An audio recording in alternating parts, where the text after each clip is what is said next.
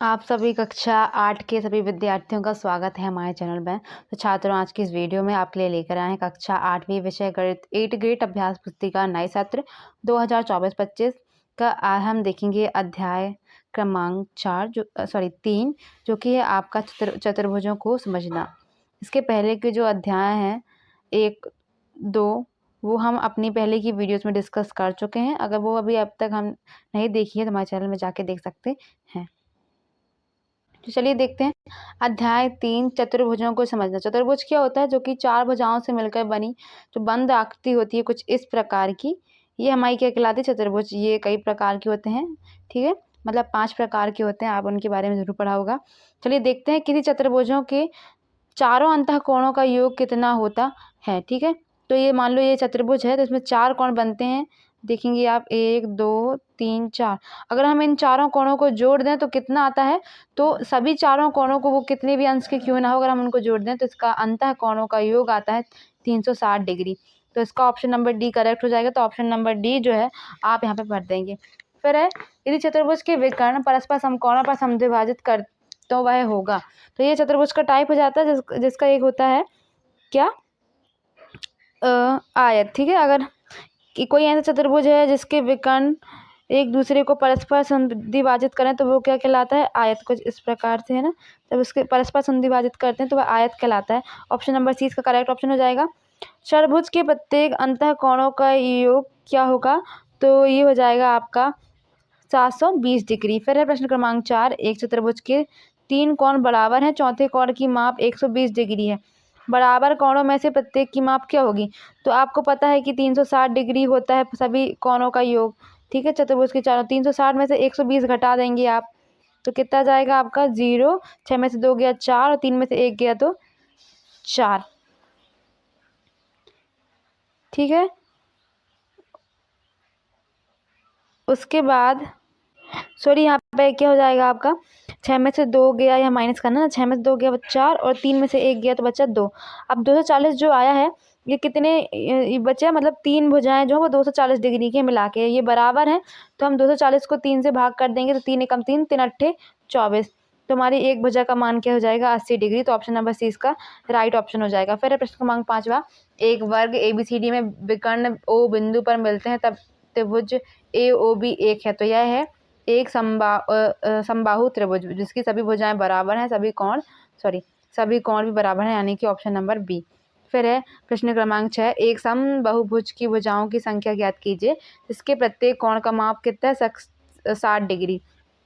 तो समभुजों की भुजाओं की संख्या हो जाएगी 360 डिग्री और अब बटे में बाह्य कोण, ठीक है।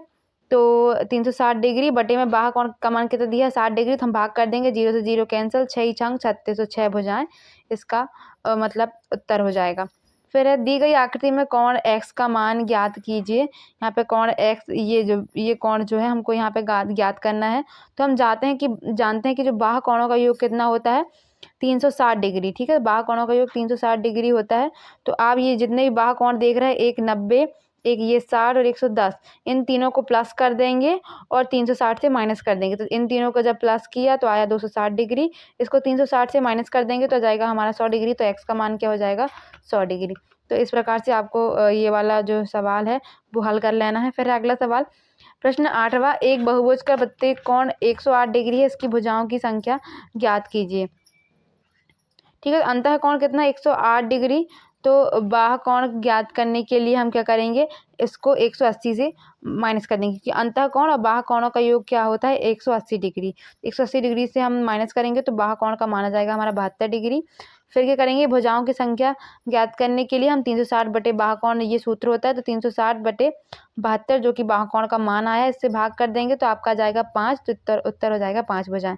फिर प्रश्न क्रमांक 9वां, दिए गए चतुर्भुज PQRS में कोण R 80 डिग्री दिया गया है, तो अन्य सभी कोणों की माप ज्ञात कीजिए। क्योंकि देखिए ये समांतर चतुर्भुज है तो सम्मुख कोण देखिए यहाँ पे ये भुजाएं समांतर होंगी। अब जब भुजाएं समांतर होंगी, ठीक है, तो यहाँ पे देखिए जो सम्मुख कोण होंगे वो बराबर होंगे, तो कोण आर जो होगा वो कोण पी के बराबर होगा। ये जो कोण आर है कोण पी के बराबर होगा, तो कोण पी भी क्या हो जाएगा हमारा 80 डिग्री। अब हमको एस और क्यू और ज्ञात करना है, तो पी और क्यू 180 डिग्री है, ठीक है, मतलब कि इन दोनों का योग 180 डिग्री है,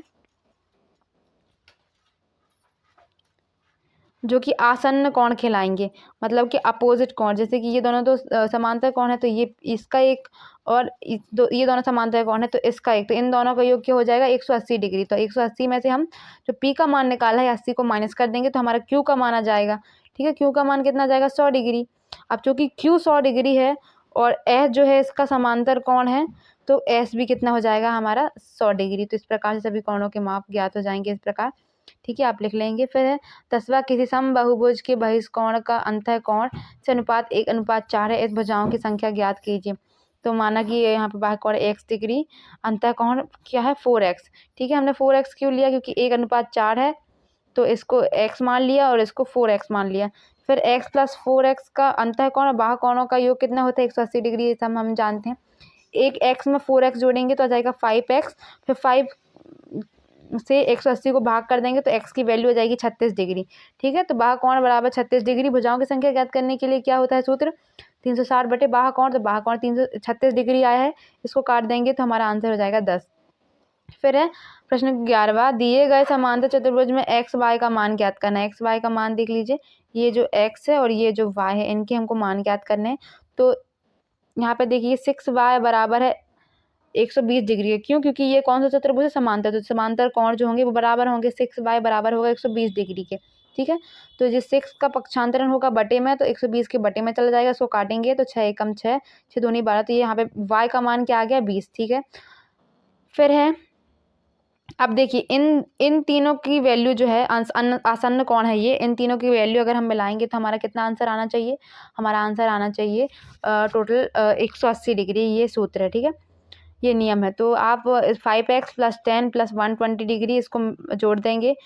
आप जोड़ेंगे 130 का पक्षांतरण होगा 180 की तरफ, तो 130 जो है यहाँ पे प्लस में है, पक्षांतरण होगा तो माइनस में आ जाएगा। 180 में से 30 जो है माइनस होगा तो ये आ जाएगा 50, और जो x 5 के गुणे में है तो 5 जो है पक्षांतरण करेंगे तो बटे में आ जाएगा, और 5 से काट देंगे तो 10, तो x का वैल्यू आ जाएगी 10 और y की वैल्यू आ जाएगी आपकी 20। तो ठीक इस प्रकार से आप इसको सॉल्व कर लेंगे। फिर पतंग PQRS में x और y का मान ज्ञात करना। तो देखिए ये है आपकी पतंग PQRS, यहाँ पे x और y के मान ज्ञात करना है, यहाँ पे ये है x और ये है y, तो ये दोनों कोणों के हमको मान ज्ञात करना है। तो देखिए यहाँ पे देखिए आप ये जो चीज़ है ये गौर करेंगे, यहाँ पे ये 2 का निशान लगा है और यहाँ पे 1 का, यानी कि ये भुजा इसके बराबर है और ये भुजा इस भुजा के बराबर है, ठीक है। तो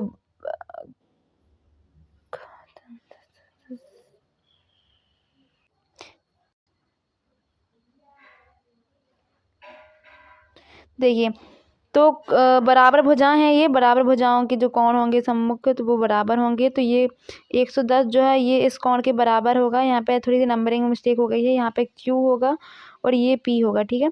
तो कोण Q के बराबर होगा, S की वैल्यू है 110, Q की वैल्यू है Y, ठीक है। तो हमको Y की वैल्यू यहाँ से मालूम हो गई, ठीक है। फिर यहाँ पे देखिए x + 110, यहाँ पे हम चारों, अब हमको 3 कोणों की वैल्यू ज्ञात है, 110 की वैल्यू ज्ञात है, 60 की वैल्यू ज्ञात है और ये y की वैल्यू ज्ञात है, ठीक है। तो अब हम इन तीनों को प्लस करके x की वैल्यू निकाल लेंगे, इनको प्लस करेंगे 360 से माइनस कर देंगे, इसकी वैल्यू आ जाएगी 80 डिग्री। फिर है दिए गए आयत में पेयर कोण ARI, कोण RMI और कोण PMA ज्ञात कीजिए, ठीक है। तो ARI ज्ञात करेंगे, ARI आप देखेंगे ARI मतलब कि ये वाला कोण आपको ज्ञात करना है, तो ये हो जाएगा आपका 90 - 35 डिग्री, तो ये 55 डिग्री इसका वैल्यू हो जाएगी। RIP यानी कि RIP ये वाला कोण जो है आपको ज्ञात करना है, तो 90 - 35 इसका भी वैल्यू 55 डिग्री हो जाएगा। और RMI ये वाला कोण आपको ज्ञात करना है, तो 180 - 110 तो 70 डिग्री, ठीक है। यहाँ पे देखिए RMI और PMA आपस में बराबर हैं, तो PMA की वैल्यू भी 70 डिग्री आपको मिल जाएगी। अगला देखते हैं 14 30 डिग्री 60 डिग्री 90 डिग्री कोणों वाले दो समान सेट स्क्वायर को आपस में मिलाकर दो अलग अलग प्रकार के चतुर्भुज बनाइए। प्रत्येक चतुर्भुज का अवलोकन कर निम्न तालिका को पूर्ण कीजिए। तो देखिए इस प्रकार से आपको इस प्रकार से तालिका को पूरा कर देना है। चतुर्भुज का प्रकार क्या है, तो आयत, समांतर चतुर्भुज। यहाँ पे दूसरा क्या सम्मुख भुजाएं बराबर हैं, तो हाँ दोनों में बराबर हैं। क्या सम्मुख कोण बराबर है, तो सम्मुख भुजाएं के सम्मुख कोण बराबर होते हैं। क्या विकर्ण बराबर, तो आयत के विकर्ण बराबर होंगे और समांतर चतुर्भुज के विकर्ण बराबर नहीं होंगे। क्या विकर्ण एक दूसरे को समद्विभाजित करते हैं, तो विकर्ण बराबर हैं परस्पर, तो एक दूसरे को समद्विभाजित करेंगे यहाँ पे भी, ठीक है। फिर क्या प्रत्येक कोण समकोण है, तो यहाँ पे हाँ, यहाँ प्रत्येक कोण समकोण नहीं होगा, ठीक है। यहाँ पे आयत में के विकर्ण एक दूसरे को समद्विभाजित करते हैं और जो समांतर चतुर्भुज के विकर्ण भी है वो भी एक दूसरे को समद्विभाजित करते हैं।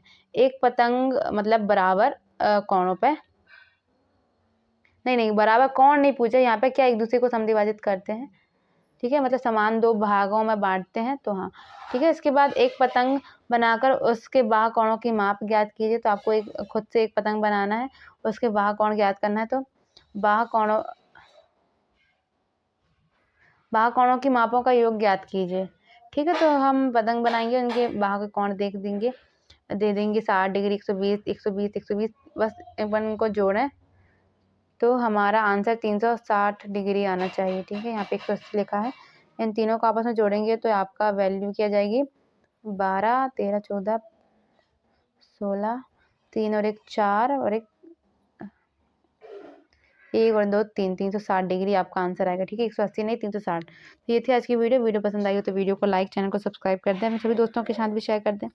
मिलेंगे अगली वीडियो में, तब तक के लिए धन्यवाद।